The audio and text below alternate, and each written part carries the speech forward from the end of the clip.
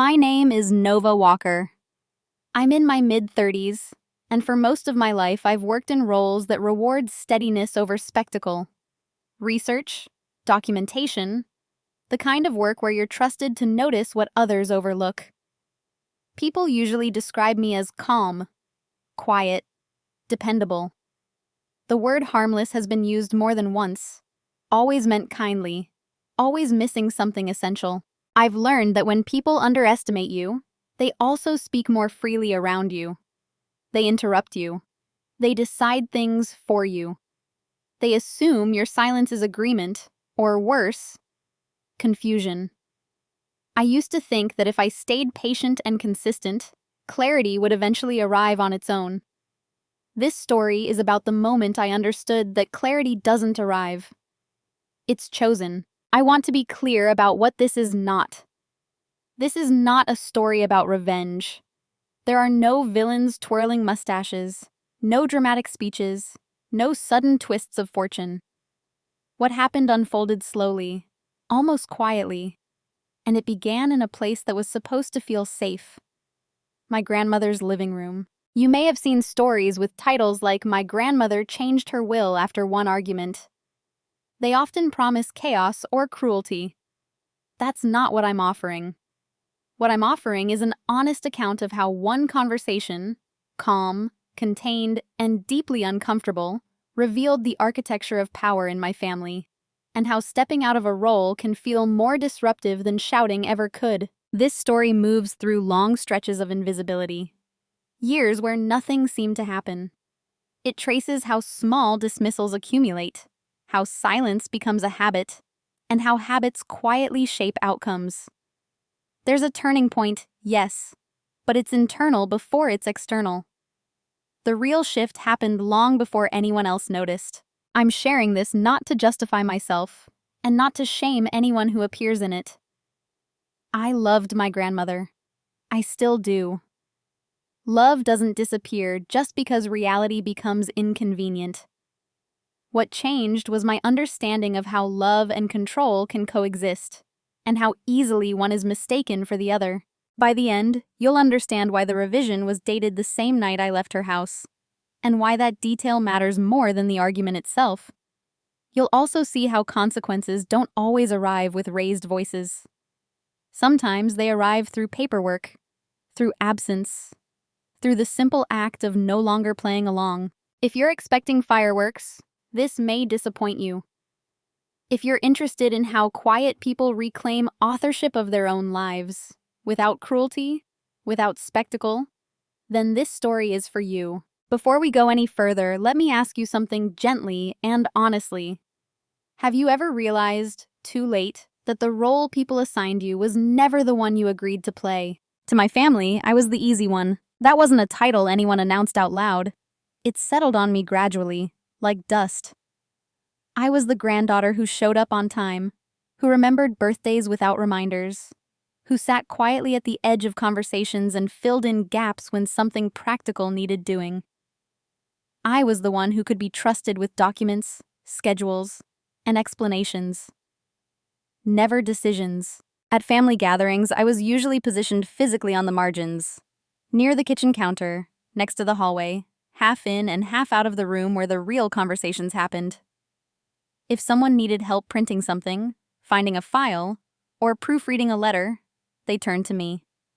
If someone wanted to debate, argue, or make declarations, they looked past me. No one was cruel about it. That's the part that took me the longest to understand. There was no open hostility, no dramatic dismissal. Just a steady pattern of assumption. Nova will understand. Nova doesn't mind. Nova isn't the kind of person who needs to be consulted. When I spoke, people nodded politely. Sometimes they even agreed. Then they continued exactly as planned. I told myself this was maturity. Emotional intelligence. The reward for being level-headed in a family that often confused volume with authority. I prided myself on being the one who didn't escalate things, who didn't take the bait, who could see the bigger picture. I believed, honestly, that patience would eventually be recognized as wisdom. My grandmother reinforced that belief, intentionally or not. She relied on me more than anyone else, but in a very specific way. I organized her paperwork, helped her sort through old records, and explained letters from lawyers and banks when the language overwhelmed her. She trusted my competence completely, while trusting my judgment not at all. "You're so good with details," she'd say. "You don't get emotional like the others. You're sensible." They were compliments, I think, but they came with an unspoken footnote, and therefore, you don't need to say. In family stories, I appeared as a supporting character, the one who helped, the one who listened, the one whose reactions were summarized rather than quoted. If someone retold an event later, my presence was acknowledged vaguely. Nova was there, but my perspective never quite made it into the narrative. I didn't protest this. That's important. I adapted to it. I learned how to be useful without being visible, how to absorb tension without reflecting it back, how to phrase concerns as questions so gentle they could be ignored without guilt. Over time, I became very good at predicting what people wanted me to say, and at choosing silence instead. There's a strange comfort in being underestimated. Expectations are low. Scrutiny is minimal. You're allowed to observe without being observed. At the time, I mistook that comfort for safety. Looking back, I can see how thoroughly my role had been defined. I was reliable, neutral, and emotionally contained. I was not disruptive. I was not demanding. I was not someone whose absence would cause alarm, because I was always assumed to be there. What I didn't see yet was the cost. Invisibility doesn't feel like harm while you're inside it. It feels like peace, like maturity, like choosing the high road over unnecessary conflict. It's only later, much later, that you realize how much of yourself you've edited out to maintain that peace. At that stage of my life, if you had asked anyone in my family who I was, they would have answered with confidence. And if you had asked me the same question, I would have given you their answer, almost word for word. I didn't yet understand that being easy to rely on can make you easy to disregard, or that silence, once normalized, becomes an expectation rather than a choice. I was still under the impression that being seen clearly was something that happened to you, eventually, if you were patient enough. I was wrong. The first time I noticed it, I almost dismissed it myself. It happened during an ordinary afternoon at my grandmother's house, the kind of visit that blended into all the others.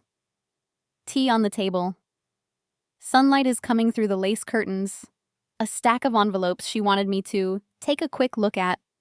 I sat where I always sat, close enough to help, far enough not to intrude. She was talking about the family, about how everyone was doing, about who was worried about money, who was making poor choices, and who needed guidance. I listened, nodded, and asked clarifying questions when it felt appropriate. This was our rhythm. At one point, she mentioned a decision she'd already made about something that directly affected me. A small thing. Not financial, not dramatic. Just an assumption about my time, my availability, my willingness. She said it casually, as if it were already settled.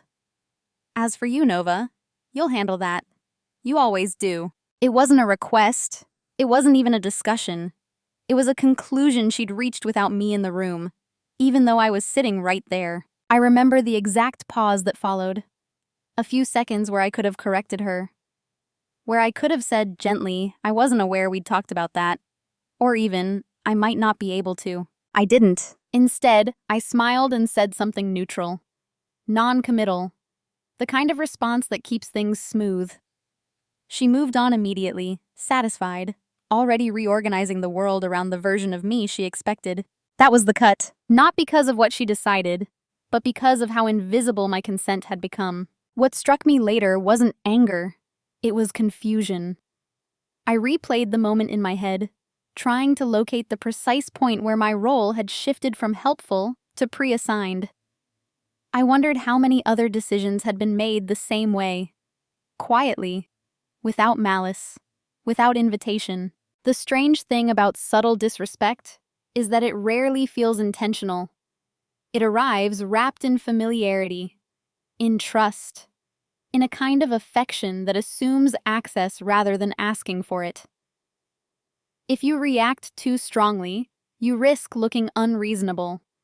If you say nothing, the pattern continues. Everyone else in the family would have missed it entirely. In fact, they did. When the topic came up later in a group setting, the assumptions stood uncontested. Heads nodded. Plans layered on top of plans. No one asked if I agreed, because my agreement was considered a given. I told myself it wasn't worth correcting. That this was what cooperation looked like. That making an issue out of it would create unnecessary tension. I reminded myself how often my grandmother had said she trusted me. How much she depended on me. Trust, I thought, sometimes looks like expectation, but something about that afternoon stayed with me. Not loudly, not urgently. It settled in my chest like a quiet question that hadn't yet found its language. I started noticing similar moments after that. Small, almost forgettable instances where my preferences were inferred rather than asked about. Where my silence was translated into endorsement. Where decisions were announced to me instead of being discussed with me. Each one was easy to rationalize on its own. Together, they formed a pattern. Still, I didn't confront anyone. I didn't even articulate the discomfort out loud. I simply began to observe more carefully. To note how often my role was referenced without my presence being required. How often my reliability was used as a shortcut around actual conversation. The first small cut didn't bleed. That's why it was dangerous. It taught everyone, including me, that I would adapt, that I would absorb, that I would stay quiet to preserve harmony. And once that lesson is learned, it doesn't need to be reinforced aggressively. It just needs to be repeated. At the time, I believed I was choosing peace. I didn't yet realize I was teaching them what they could take for granted. After the first small cut, nothing dramatic happened. That's how normalization works. There's no announcement, no clear moment where you can point and say, this is where it became wrong. Life simply continues, and the behavior that once felt slightly off begins to feel familiar. I stayed quiet, and because I stayed quiet, the assumptions grew more confident. Decisions involving my time were shared with me the way weather updates are shared. Informational, not negotiable. If someone needed help, my name came up as a solution before I ever spoke. If there was something tedious or emotionally delicate to handle, it naturally fell into my lane. You're better at this stuff. You don't take things personally.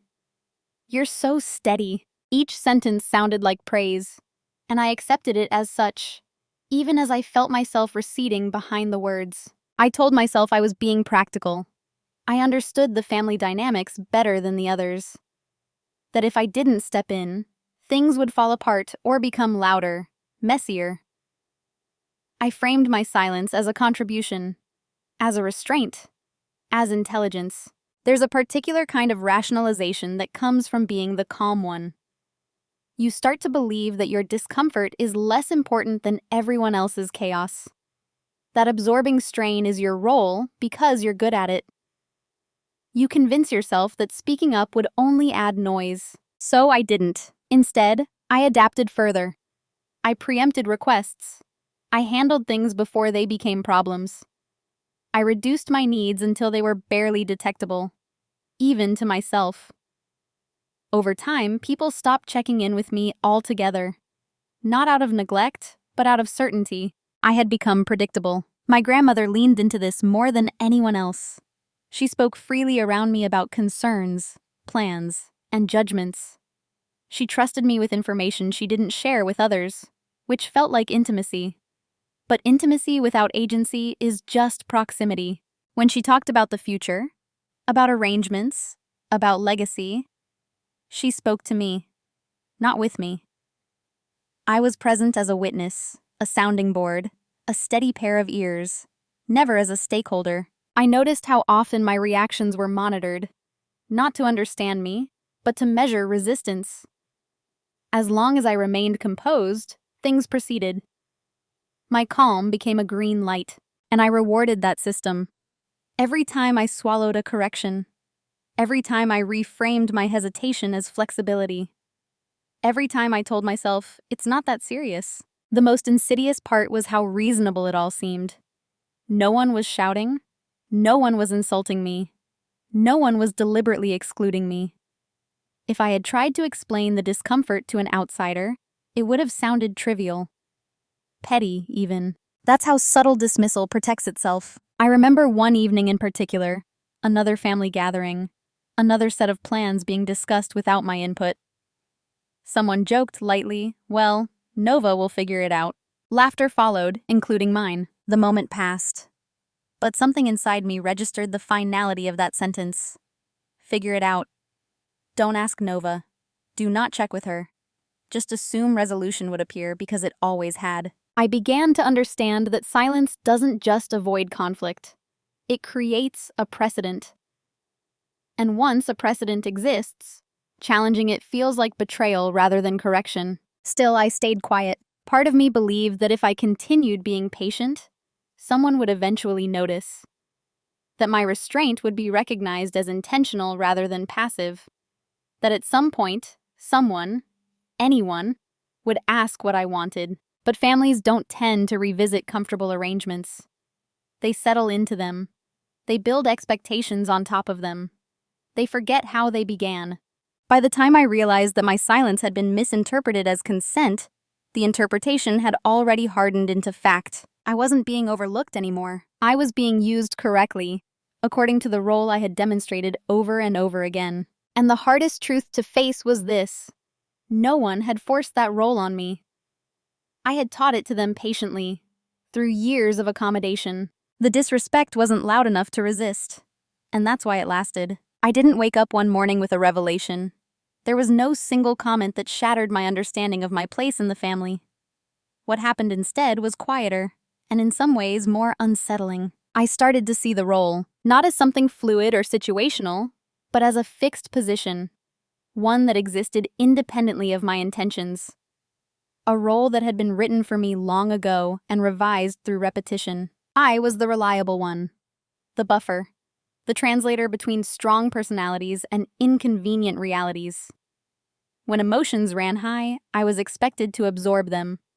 When decisions needed execution, I was expected to comply.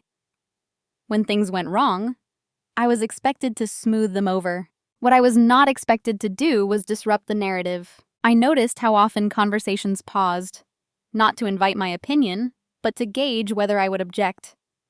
My silence was read as approval. My composure was taken as alignment.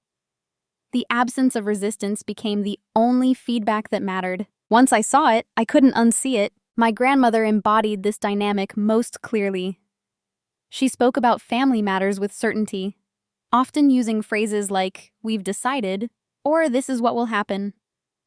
When I was included in that "we," it was symbolic, not literal. I was folded into decisions after the fact, as if my presence alone completed the circle. "You don't mind," she'd say, not as a question, but as reassurance, to herself. And I realized something uncomfortable. The family needed me to stay this way. My role made everything easier. It reduced friction. It prevented confrontation. It allowed others to be expressive, impulsive, even irresponsible, because someone else, me, would handle the consequences quietly.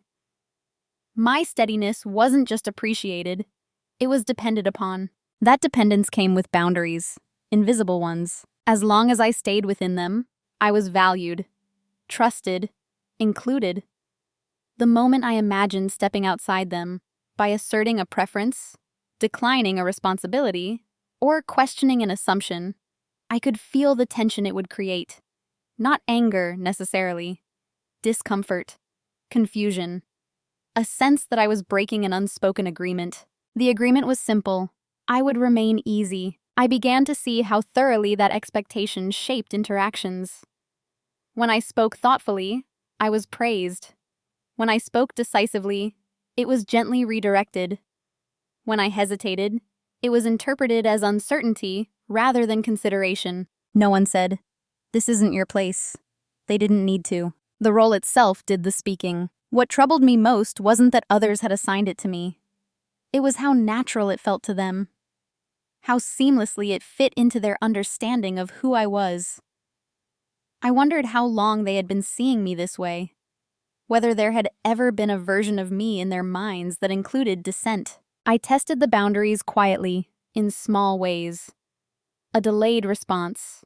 A carefully worded, "I'll need to think about that." Each time I watched the subtle recalibration, the brief pause, the gentle push back toward familiarity, it became clear that my value was conditional, not on affection, but on function. That realization didn't make me angry. It made me alert. For the first time, I stopped asking myself whether I was being unreasonable and started asking a different question. What happens if I don't perform this role? I didn't act on it yet.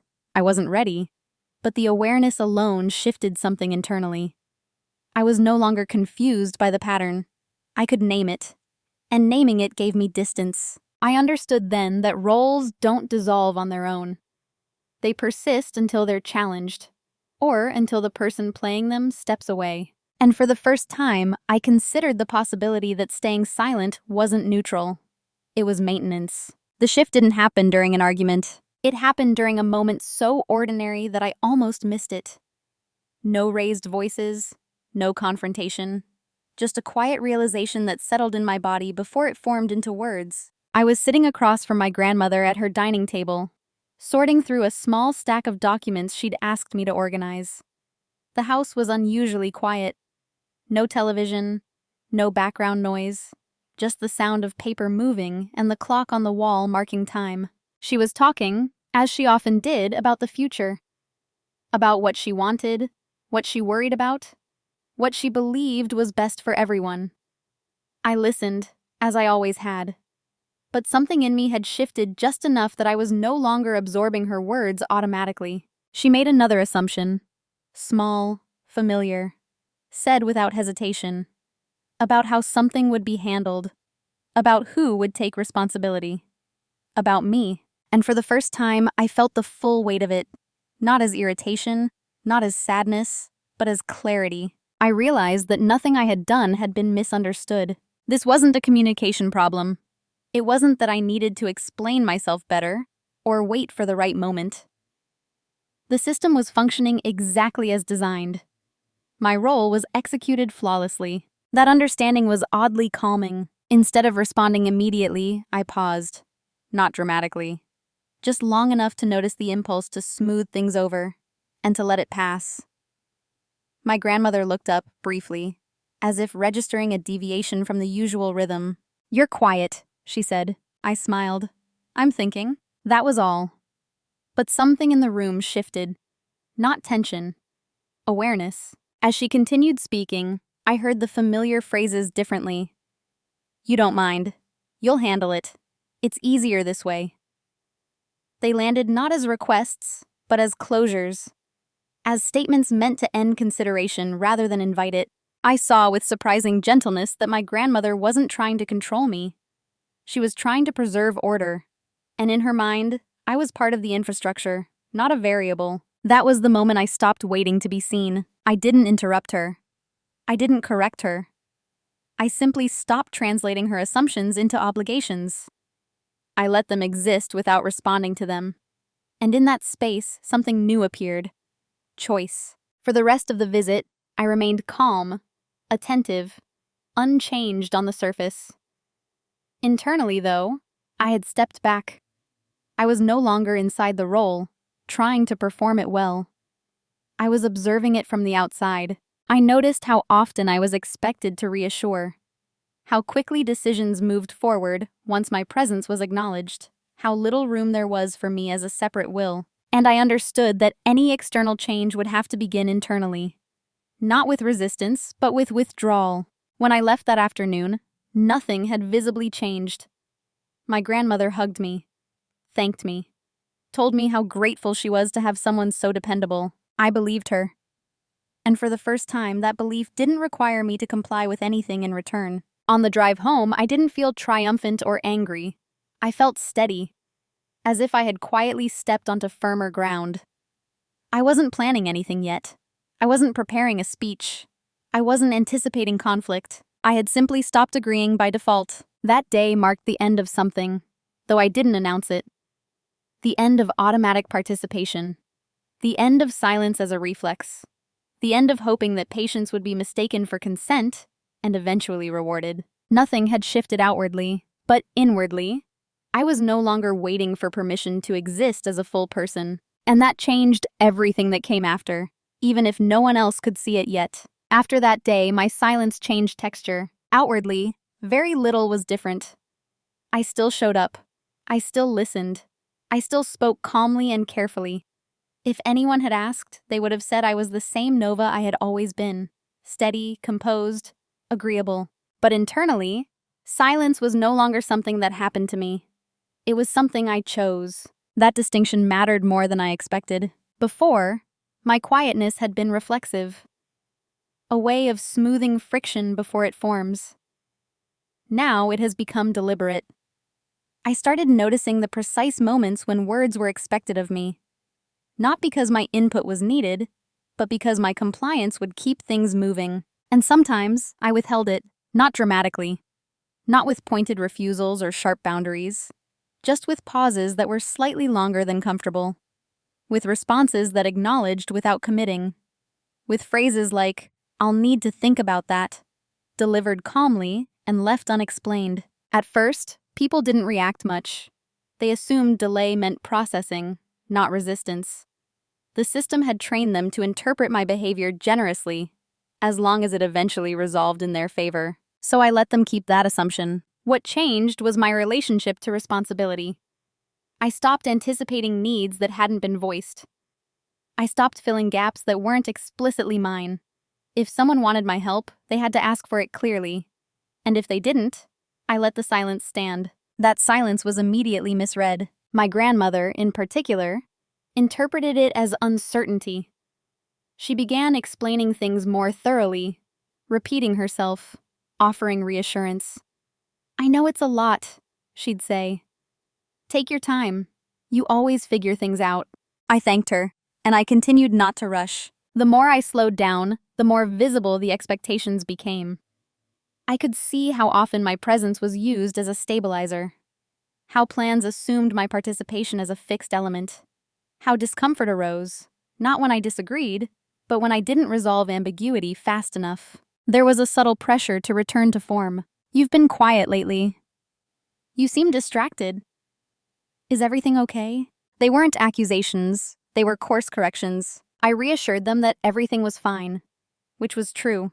I was calm, focused, clear in a way I hadn't been before. What I didn't do was explain the shift. Explanation would have invited negotiation, and I wasn't negotiating yet. What struck me most was how quickly my silence was framed as weakness. Without my usual efficiency, others stepped in more aggressively. Decisions were made faster, with less consultation.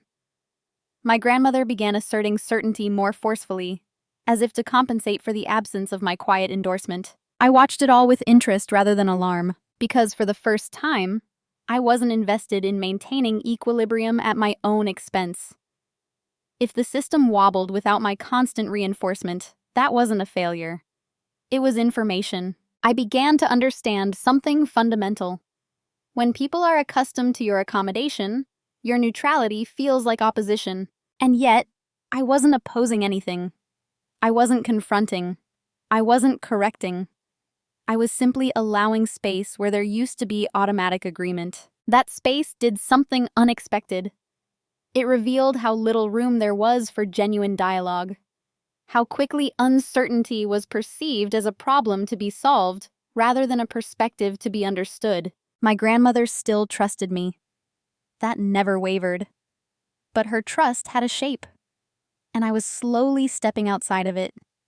She sensed the shift, even if she couldn't name it. I could see it in the way she watched me more closely, waiting for cues that didn't arrive. Silence, when chosen, changes power dynamics. Not because it's manipulative, but because it refuses to perform reassurance. It forces others to confront their assumptions, or to double down on them. I didn't feel triumphant about this. I felt composed, patient.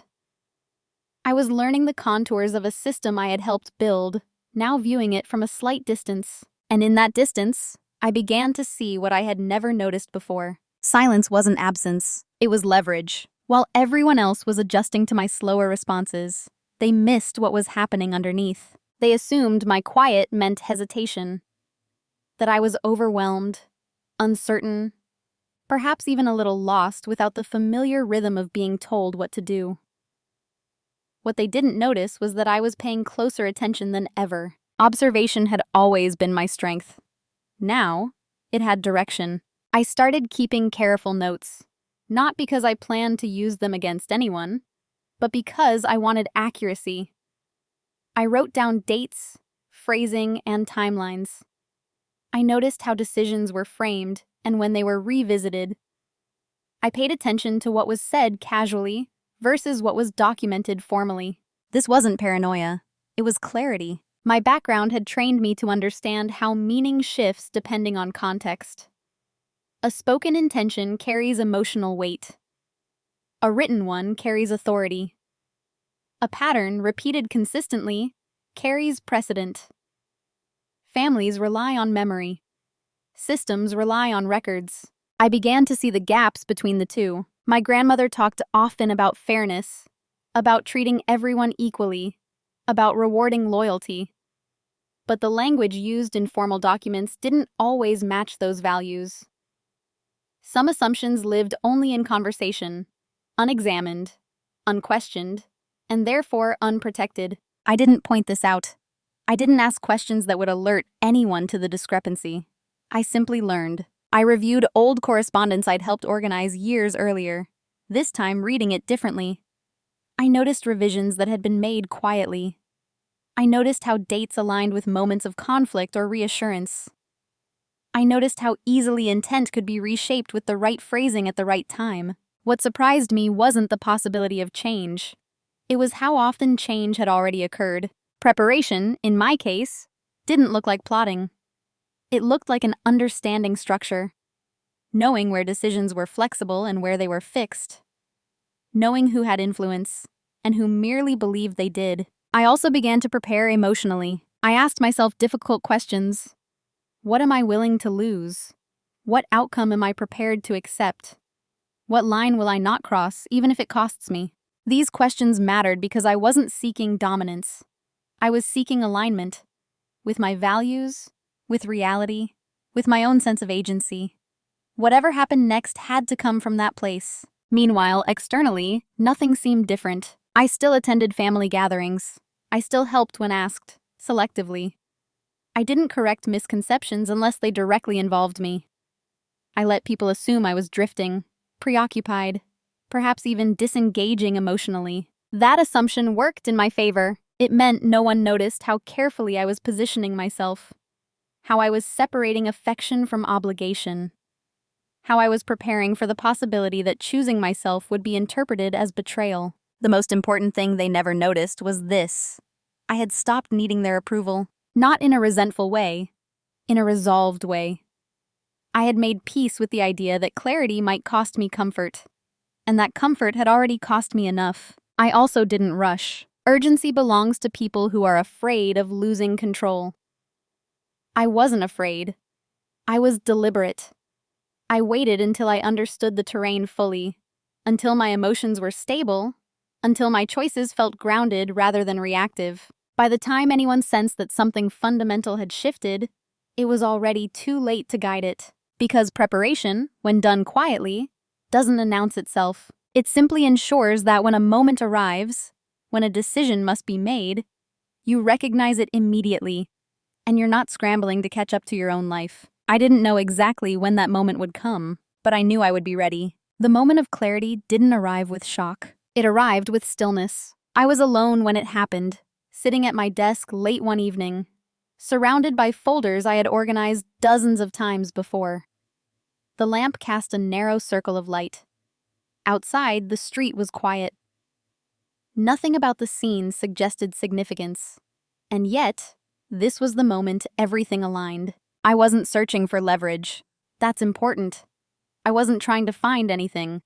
I was simply cross-checking information the way I always had, following a thread that didn't quite sit right in my mind. Dates. Dates have a way of telling the truth when people don't mean to. I noticed how certain documents had been revised shortly after emotionally charged conversations. How language shifted subtly, from inclusive to specific, from flexible to fixed.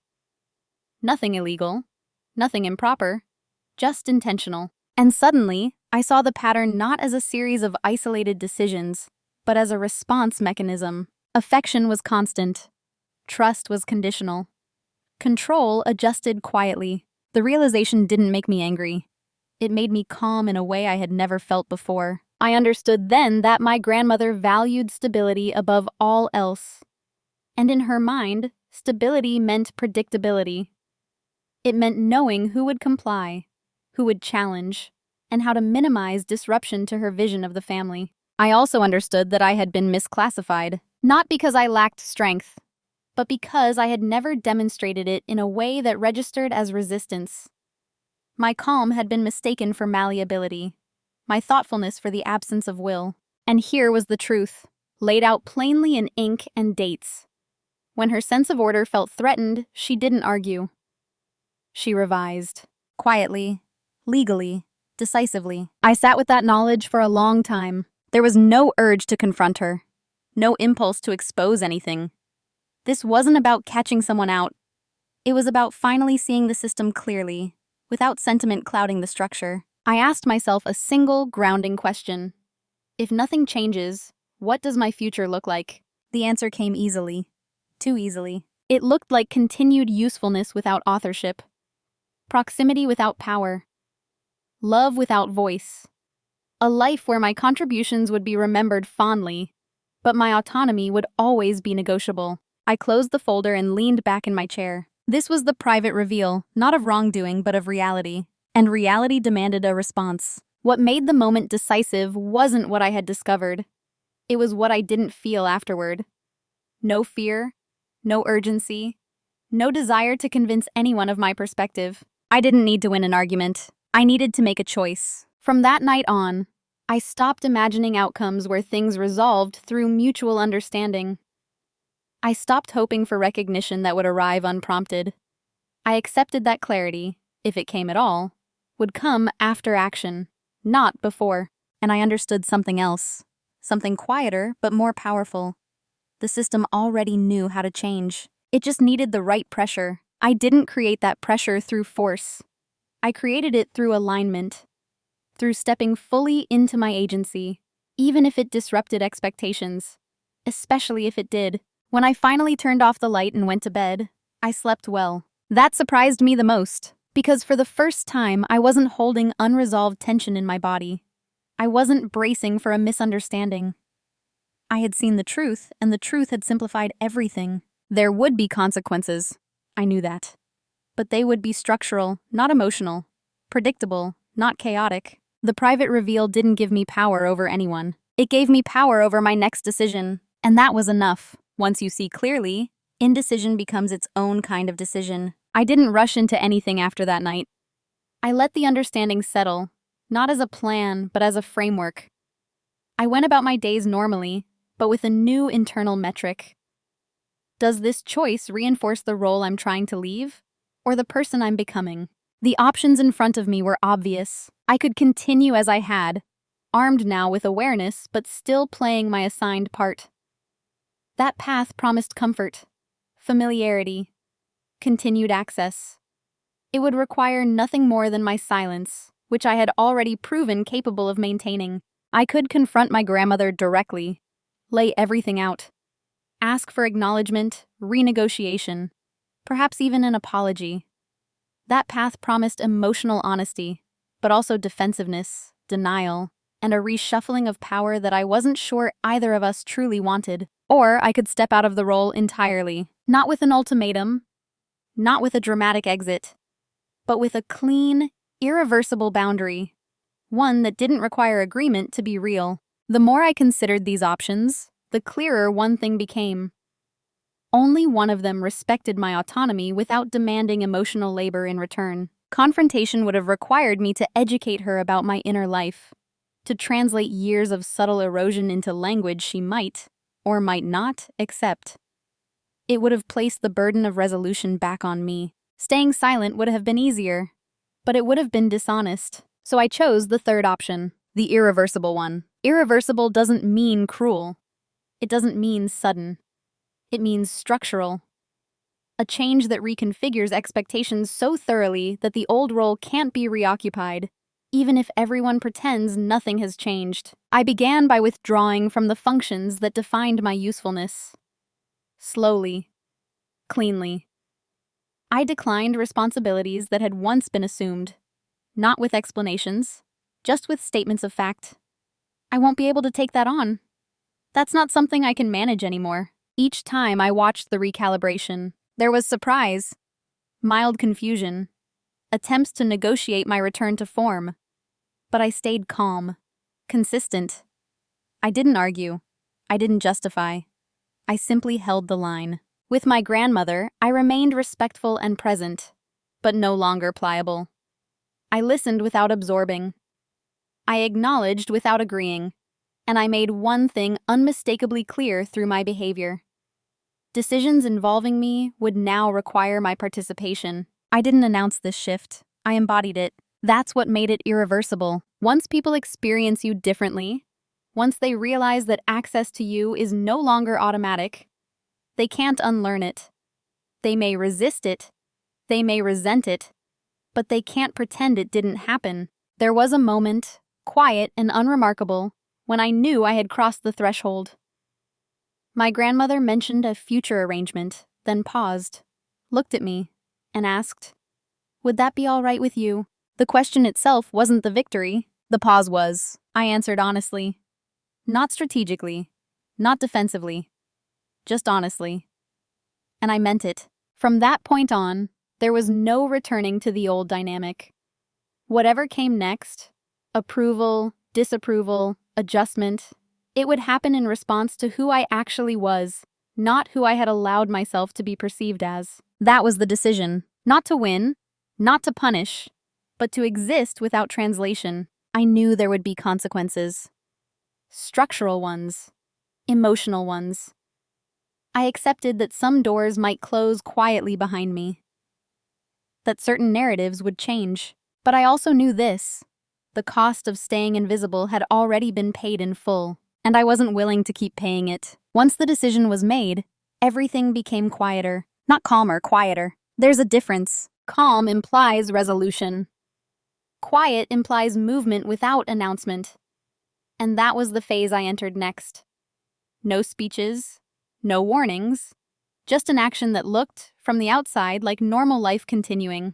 I stopped being the point of contact. That alone changed more than I expected. I updated my availability, formally and informally. I redirected emails. I returned documents I had once been entrusted with indefinitely.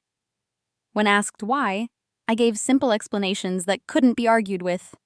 I'm restructuring my workload. I won't be able to manage that long term. No defensiveness. No apology. People tend to respect what you treat as non-negotiable. What surprised me was how little resistance there was at first. Assumptions don't collapse immediately. They wobble.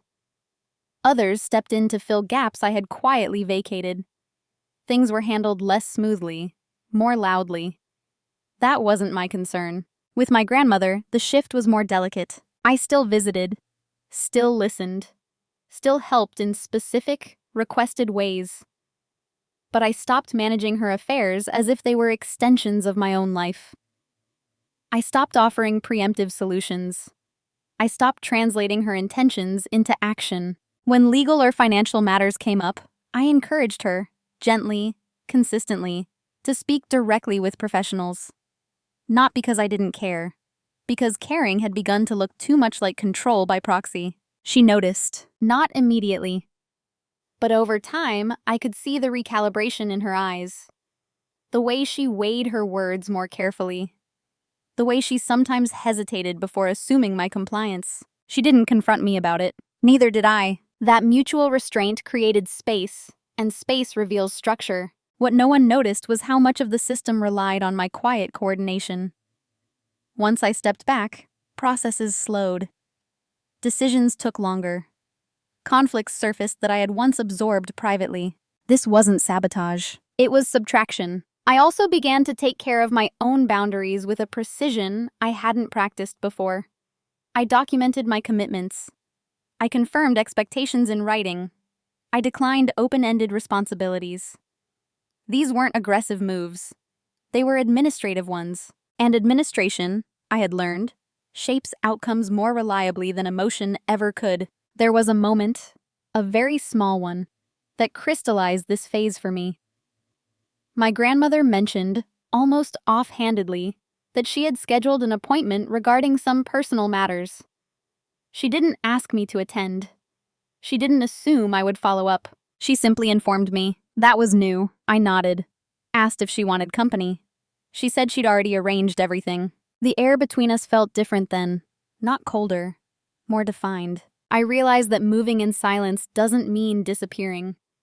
It means letting the consequences of your absence do the speaking. It means allowing others to experience the full weight of responsibility they once distributed unevenly. And it means accepting that clarity often arrives after discomfort, not before. By the time anyone sensed that something fundamental had changed, the infrastructure had already adjusted.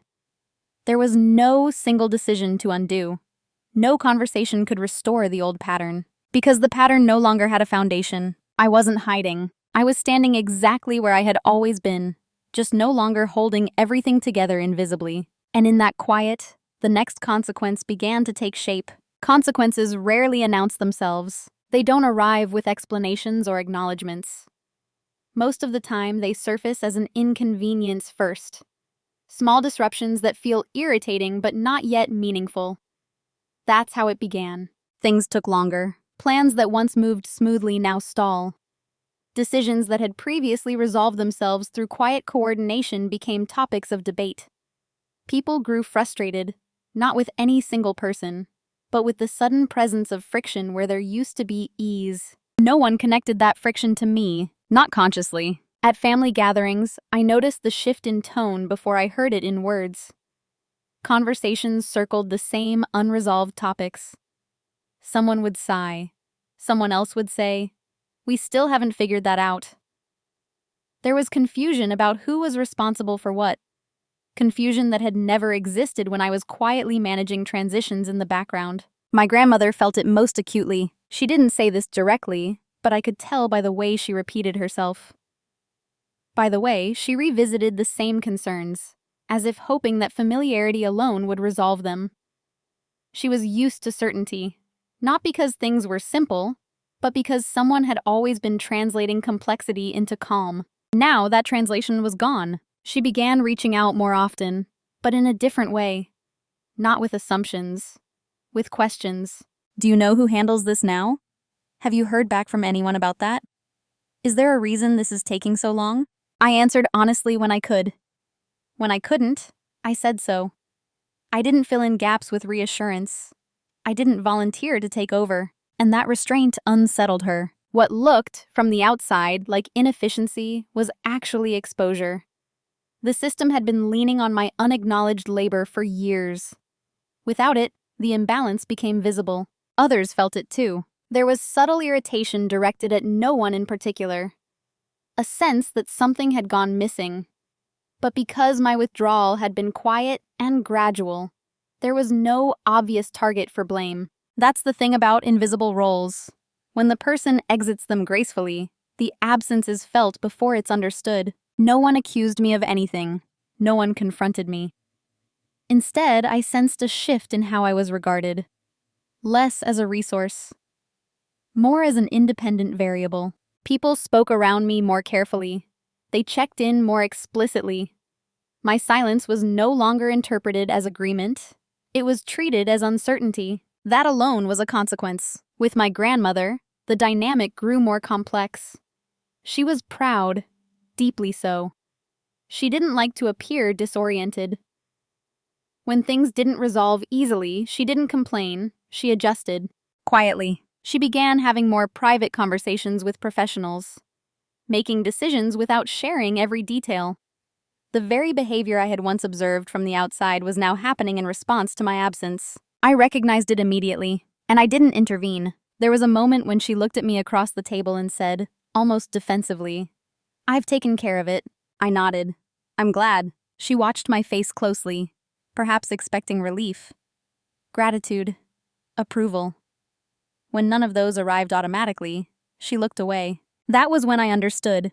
The consequences weren't about loss of control. They were about the loss of certainty, the certainty that I would always be there to absorb complexity, to interpret decisions generously, to smooth over the edges of authority. Without that certainty, everyone had to adjust. And adjustment is uncomfortable, but discomfort is not injustice, it's information. I didn't feel satisfaction watching this unfold. I felt steady, grounded in the knowledge that I hadn't caused harm. I had simply stopped preventing it from being seen. The system was learning to carry its own weight, and that learning came with strain. The shift from discomfort to urgency happened quietly, but I could feel it. At first, the changes had been treated as temporary. Growing pains, miscommunications, a rough patch that would smooth itself out. Families are very good at telling themselves that equilibrium will return on its own, especially when it always has before. But this time, it didn't. The questions became more frequent, less casual. There was an edge to them now, a subtle impatience that hadn't been there before. Conversations looped, decisions stalled and then resurfaced again, unresolved. What had once been handled invisibly now demanded attention. My grandmother began to sense that something fundamental had changed, and that it wasn't something she could correct with reassurance alone. She started asking me for my opinion more directly, not in the way she should have years earlier, but with a new intensity, as if input itself might restore the old rhythm. She'd say things like, "What do you think we should do?" And wait, watching closely. I answered honestly. That was the problem. My answers didn't stabilize the situation. They didn't simplify. They reflected reality as it was. Complex, constrained, requiring trade-offs. I didn't translate them into certainty. I didn't wrap them in comfort. Each honest response highlighted how much I had once been filtering. She tried, briefly, to re-establish familiarity. She reminded me, softly, of how much she trusted me, of how I had always been there, of how we had worked well together. There was an unspoken invitation in those words. Come back. Make this easier again. I didn't refuse it out loud. I simply didn't step back into the role. That's when the panic began. Not dramatic, not explosive, but unmistakable. The kind of quiet alarm that comes from realizing a system has changed beyond quick repair. My grandmother began to move faster, to finalize things, to make decisions decisively, as if speed itself could reassert control. There was a tension in her movements I hadn't seen before, a sense of compression. She wasn't angry with me. She was unsettled by the absence of predictability. I recognized this phase immediately because I had seen its traces in the past, in old revisions, in dates that followed moments of uncertainty. When stability felt threatened, she didn't negotiate. She concluded. But this time, there was a difference. I was no longer positioned to absorb the emotional weight of those conclusions. When she spoke about changes she was making, she framed them carefully. Not as reactions, as prudence, as foresight. She emphasized fairness, intention, and order. I listened, and I noticed how often she watched my face. What she was looking for wasn't agreement. It was a reassurance that her decisions would restore equilibrium, that things would go back to how they had been. They couldn't, not because I had hardened, but because I had stepped into clarity. And clarity doesn't retreat once it's established. There was a particular afternoon when it became unmistakably clear that it was too late to fix things the old way. She mentioned in passing that something had been updated. Her tone was casual. Her eyes were not. I nodded, acknowledged the information, and asked a neutral follow-up question. She answered, then paused, as if waiting for me to say something more. I didn't. The silence stretched, not long enough to be confrontational, but long enough to be meaningful. In that pause, I could see the realization cross her face. Whatever she had hoped to repair through decisiveness alone was no longer within reach, because the missing piece wasn't agreement. It was my quiet participation, and that participation was no longer available by default. By the time she understood that, the system had already adapted. New assumptions had formed. New boundaries had settled into place. The old role, my role, had expired. There would be no easy return to it. Not because I refused, but because I no longer existed there. The confrontation, when it finally came, didn't look like one. There was no raised voice, no accusation, no dramatic unveiling of grievances. If someone had walked into the room halfway through, they might have mistaken it for an ordinary conversation between a grandmother and her granddaughter. That was fitting, because what was happening wasn't emotional release. It was alignment. We were sitting in her living room again, the same space where so many assumptions had once passed unquestioned. The light was soft, late afternoon. Everything looked exactly as it always had, which somehow made the moment feel even more precise. She spoke first. "I feel like you've pulled away," she said. Not angrily, not sadly, just factually. I didn't rush to reassure her. I let the statement stand long enough to honor its weight, then I nodded. "I've changed how I participate," I said. "Yes," she absorbed that quietly. For a moment, she seemed to consider whether to challenge the framing, whether to reassert familiarity. Instead, she asked, "Why?" It wasn't a demand. It was an opening. I chose my words carefully, not to protect her, and not to protect myself, but to tell the truth without escalation. "I realized I was being included without being consulted," I said. "And I let that happen for a long time. I'm not doing that anymore." She didn't interrupt me. That alone told me how much she already knew. She sighed, not in frustration, but in recognition. "You never said anything." "I know," I replied. "That doesn't mean I agreed." The silence that followed wasn't tense. It was reflective. I could see her recalibrating, not just the conversation, but her understanding of our past. She spoke again, slower this time. "I trusted you." "I know," I said. "And I trusted you too. That's why I stayed quiet as long as I did." That landed. What she was hearing, I think, wasn't an accusation. It was a consequence. The realization that trust, when paired with assumption, becomes something else entirely. She asked a few more questions. Careful ones. About when things had shifted. About whether she had hurt me. About what I wanted now. I answered each one honestly, without excess detail, without emotional amplification. I didn't catalog past moments. I didn't argue my case. I simply stated where I stood. "I want to be asked," I said. "I want my no to be as acceptable as my yes. And I don't want my calm to be mistaken for consent." She nodded slowly. There was no apology in the way people expect apologies. No dramatic admission of fault. But there was an adjustment. And that mattered more. At one point, she said something that stayed with me. "I didn't realize how much I leaned on you." "I know," I replied. "I didn't either, until I stopped." That was the closest we came to conflict. By the end of the conversation, nothing had been resolved neatly. No promises were made. No past decisions were undone. But something essential had shifted. The truth was now present in the room. Not heated, not weaponized, just acknowledged. When I stood to leave, she hugged me. The hug felt different. Not tighter, not looser, but more aware. As if she were holding a person she was seeing clearly for the first time. The confrontation didn't restore what we had. It clarified what we could still have, if we were both willing to meet each other honestly, without roles cushioning the exchange. And that was enough. After that conversation, I didn't feel lighter. I felt clearer. There's a difference between relief and alignment. Relief fades. Alignment settles. It becomes part of how you move through the world without effort or explanation. I didn't become louder after that. I didn't suddenly assert myself in every room. I didn't trade silence for dominance.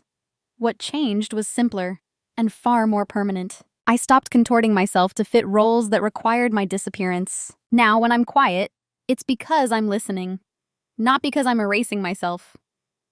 When I help, it's because I've chosen to, not because it's assumed. When I decline, I do it without apology, because my refusal is no longer a disruption. It's information. People noticed. Some adjusted gracefully, others didn't. A few relationships became more distant, not out of conflict, but because they had been built around access rather than connection. I let those shifts happen without trying to manage them. That was new. With my grandmother, things found a different rhythm. Not perfect, not idealized, but more honest. She still had her habits. I still had my boundaries. We navigated that space carefully, sometimes awkwardly, sometimes with unexpected warmth. What mattered was this: I was no longer invisible to myself. I began to recognize how often I had mistaken endurance for virtue, how easily being the strong one becomes a way to avoid being seen, how silence can be both a shield and a surrender, depending on who's choosing it. I didn't regret the years I spent being accommodating. They taught me discernment. They taught me patience. They taught me how systems actually work beneath their stated values. But I no longer romanticize them. Now, when I enter a situation, I pay attention to what's being asked implicitly. I listen for assumptions disguised as compliments. I notice when calm is being used as a convenience rather than respected as a boundary. And when that happens, I don't rush to correct it. I simply don't comply. That quiet refusal has reshaped my life more than any confrontation ever could. I've learned that dominance doesn't need volume. It doesn't need validation. It doesn't even need agreement. It needs consistency and the willingness to let others sit with the discomfort of recalibration. I'm still Nova. I'm still observant, still composed, still thoughtful. But now, those qualities belong to me. They're no longer extracted for the comfort of others.